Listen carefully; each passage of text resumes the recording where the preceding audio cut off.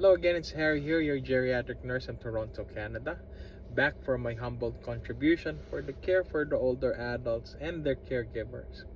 Today, I just wanted to remind you guys when you visit to your doctor's appointments or your primary care provider's appointments to make sure you write things down.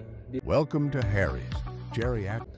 To make sure you write things down before you come in so you don't forget what you came in for, because sometimes when you go in there you wait a long time. By the time you see them a lot of things have already happened, and there are chances we may forget what we came in for, or sometimes the doctor or your primary care provider may say something completely different than what you came in for originally. So write things down. It may sound very simple, but it can be very helpful.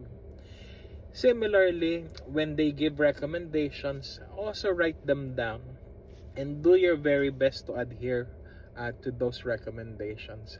Because again, going back to the triple Ds, delirium, depression, dementia, you want to be able to find things out early so you can reverse the reversible and manage the manageable.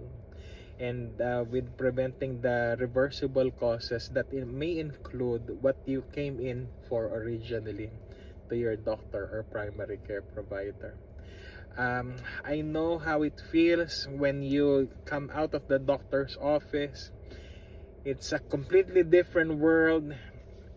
More often than not, you forget about the wonderful, bright recommendations given to you.